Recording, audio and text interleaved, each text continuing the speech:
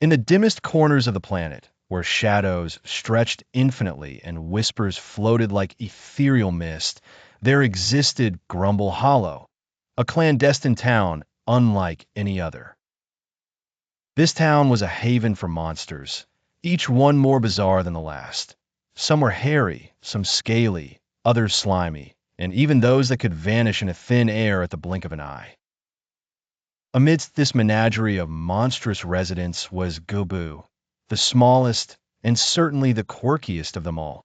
Goobu was easily recognized by his disproportionately large eyes, floppy ears, and fur that changed color to mirror his shifting moods.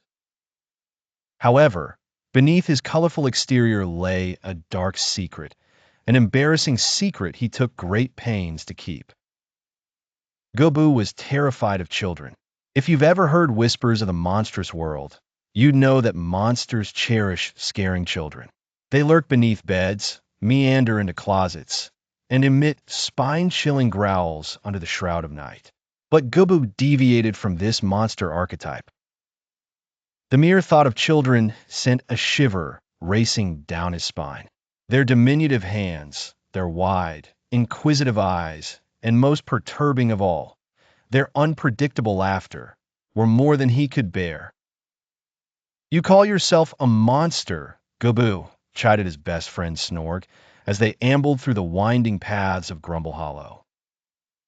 "You're meant to instill fear in children, not flee from them." Goobu's first shifted to a nervous hue of purple as he replied. I know," he mumbled. "But what if they scream? What if they chase after me? What if they touch me?"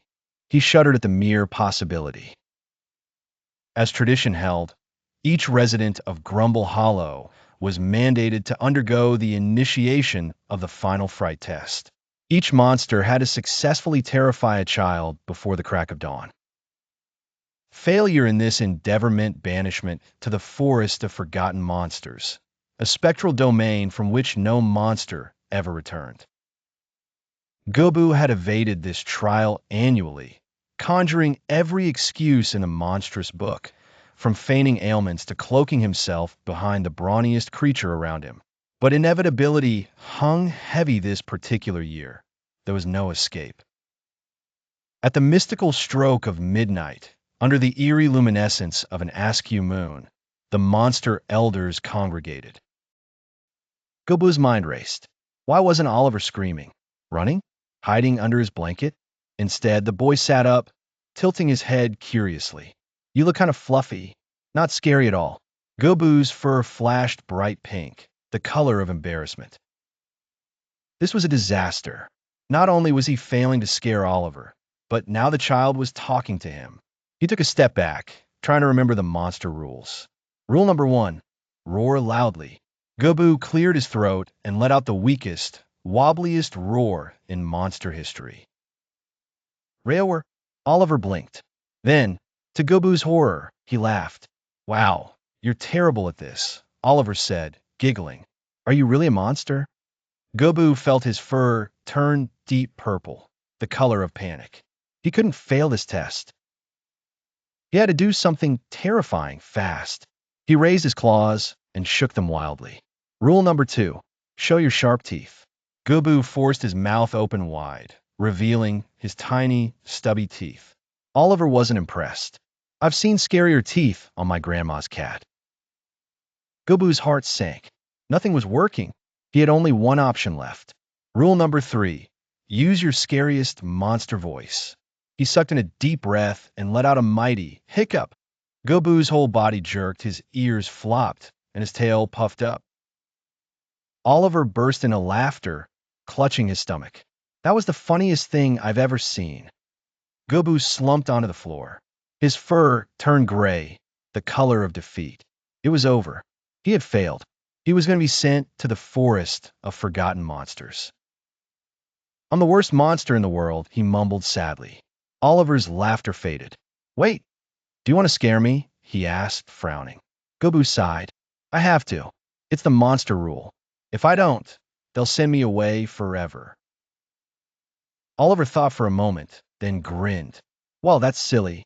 Who says monsters have to be scary?" Goobu blinked. Everyone." Oliver shook his head. Not me. What if you're the world's first funny monster? You'd be really good at that. Goobu sat up. You think so? Yeah, I'd rather have a funny monster friend than a scary one. Goobu's fur turned golden yellow, the color of happiness. And then, for the first time in his life, Goobu did something no monster had ever done before. He laughed, a real, belly-aching, ear-flopping, tail-wiggling laugh. And just like that, everything changed. Goobu never had to scare another child again. Instead, he became Grumble Hollow's first official laugh monster. Instead of hiding under beds, he told jokes. Instead of growling in closets, he played pranks. And instead of giving nightmares, he gave kids the best, most giggle-filled dreams. And as for Oliver, he and Goobu became best friends. They proved once and for all that monsters don't always have to be scary. Sometimes they just need a good laugh. Subscribe our channel for more interesting videos.